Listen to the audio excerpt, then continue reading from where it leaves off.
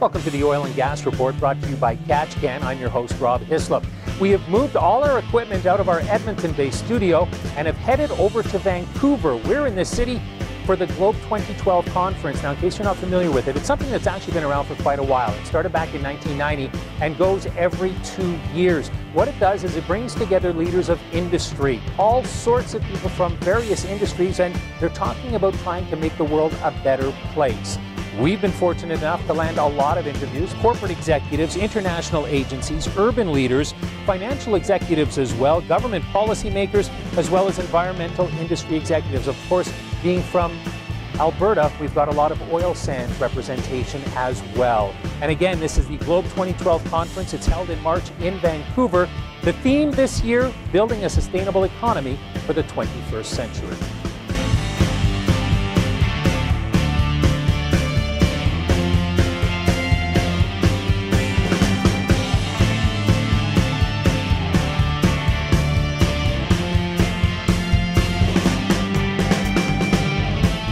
Joining us now, we're pleased to introduce you to Johannes Vervloed with the Dutch Consul. And you're stationed here in Vancouver. Yes, I am. Correct. You're at this conference. What is it that you're hoping to get out of a conference that main theme seems to be sustainability? That is very true, and of course that is a very high ambition, because sustainability means everything. If you talk about air, water, soil, all of it is polluted one way or the other and has to be cleaned up. And in the Netherlands we do have some experience in that field. You have to imagine that we are living at a very small territory, like Nova Scotia, 1/16 of British Columbia, but we have 16 million people. So already a long time ago we did realize that we had to clean up, and we did. I give you one example. The salmon was gone in our main river, the River Rhine, and the salmon is back. And we also are very much involved in waste treatment. And that's the reason why we are here, because we have a number of companies in our stand, in our booths, in the field of waste management. Do you feel as though your country was forced into making these decisions? Yes, we had no alternative, because otherwise it would become unlivable with so many people at the small...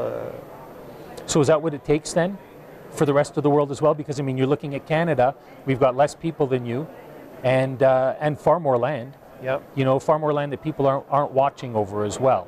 That is partly true. Of course, there's a lot of space, but look at here in British Columbia, in the lower mainlands, people are living close to the border all together in the lower mainlands. The population will double, I've been informed, in the coming years with a lot of immigration.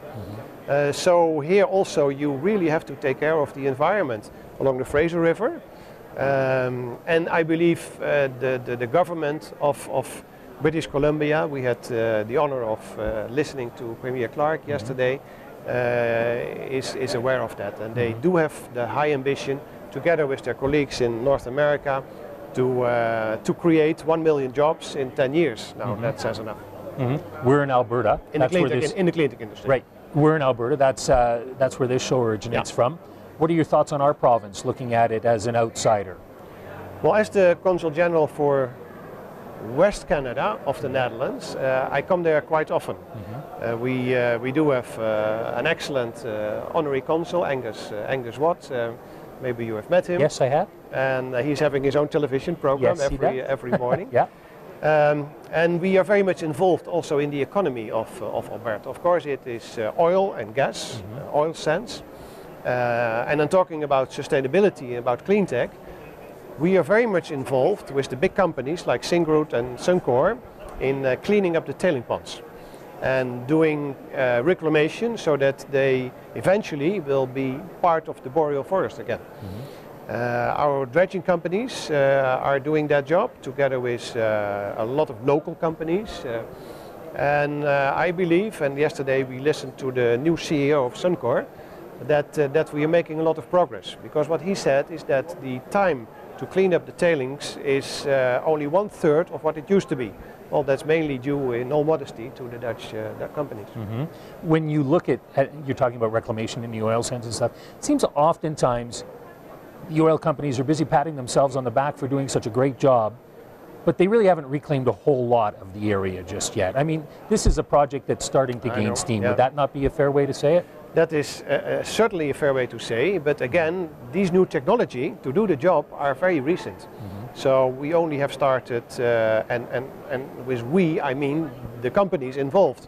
We help and with our companies, but of course it's the main responsibility of the big oil companies there. But we also have a big oil company ourselves, and that is Shell. And Shell is very much aware of the environment. They are one of the front runners in using CCS, capture, carbon capture, and storage. And one of their new facilities will be ready in 2014 with 1 million ton a year they will capture. And that, of course, if you talk about conventional energy, is another solution. You can go for renewables, for clean tech, and we certainly should do so. But if you look at the prospects for the coming years, that the energy demand will double, especially from Asia, you also need conventional energy and oil sands. Now, what you should do then, and that's what we try to help, is to do that as clean as possible, as sustainable as possible. For example, with CCS. When you look at our oil sands, I'm led to believe that there are thousands of orphaned wells or wells that have been abandoned. Yeah. You know, you look at that sort of situation and think, who's going to clean that up? Yeah. Well, the technology is there, but of course it's the will. It's the will, and it's also the government. We have a lot of talks to the government of Alberta. Lately with the new Minister of Environment, Diana McQueen, and she is very much upbeat about this. Of course, she does realize that a lot has to be done, but she is confident that with the new technology and also with foreign involvement, like from the Netherlands, that job can be done. So we're way behind. There is a lot of room for improvement. Fair enough. When you look at making improvement, often people look at the costs involved. The company that sponsors this show, Katch, makes products that improve worker safety, also makes products which prevent spillage as well, and so which makes the cleanup much easier. But you've now got to convince a company that it's worthwhile, and for our company or for any other company, you've got to convince them it's worthwhile to put this expense forward now, because you will see the benefits down the road. Has that shift happened enough yet? Not yet, but also that is in progress. And of course it's very clear that prevention is always better than to cure. We know this in the medical field, but that's also true for the oil and gas sector. And we have some consultants very much involved in that kind of job. And not too long ago we organized, or they organized, a seminar about exactly the issue you are bringing up. To convince companies that it's in their interest to spend some money on prevention, because that pays back in the long term. But it is, I mean, because companies have often in the past just thought, we go in, we get our money, we get out. Yep, that happened, unfortunately, but especially the bigger companies, they do realize that they are part of a bigger community. We talk about social responsibility. It's a hot issue, and clearly so. Maybe you heard that at the Economic Forum in Davos, there were 10 multinationals from my country who presented a new initiative in that field, that especially the big companies should be more responsible themselves, not only the government.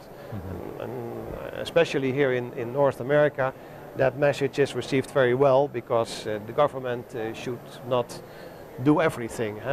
In this part of the world, you do not believe that the government is almighty. If you look at our oil sands, and we're talking about sustainability, where do you see it going? Because there's we hear a lot of talk about dirty oil. That's what the negative press is. The supportive press is it's ethical oil. When you're looking at it from somebody who represents a different country, how are you looking at our province? Well, I believe, we talked about this already, you have to put it a little bit into perspective. It is easy to say for a small country that you have to produce your energy only in a sustainable way with renewables. But for a big country, and also worldwide, that's still not possible, because the demand from Asia will double. So we need conventional oil and gas for the foreseeable future. So what you can do and should do is to do it in the most sustainable way, the cleanest way. And fortunately there are a lot of techniques that can help. Again, if we talk about the new CEO of Suncor, he said that there is a technology now that the in situ, the modern way of exploiting the oil sands, can recycle 99% of the water used in the process. Now, that kind of development, of course, is crucial. So if you apply the right technology, if there is awareness and if the government is behind it, then I think it can be done in a sustainable way. Right. So you think it can be done in a sustainable way. How do you convince other people that it's not dirty oil and that it's still needed? Do we have a bit of a PR problem? Well, you refer, of course, to the European Fuel Quality Directive, and there is a discussion that we in Europe discriminate against the oil sands. That is a misunderstanding. The only thing we have said is that oils which have a bigger footprint than the average should show that they are working on improvement and that the footprint is reduced. And if that happens, they are welcome in Europe. So one of the things was told yesterday that the 23%, which would be the average then of more footprint for the oil sands than for conventional industry, is already being reduced to 10% in Suncor. If it's true what the CEO said, that is a big improvement. So we are heading in the right direction. I think so How too. do you get the word out? That's key. But your other question was, do you have a PR problem? I think you do. Because there are many NGOs in the world who are not yet convinced of the good intentions of the oil industry in Canada. So, yes. You could argue that there's people around the world that aren't convinced of the good intentions of oil industries, period.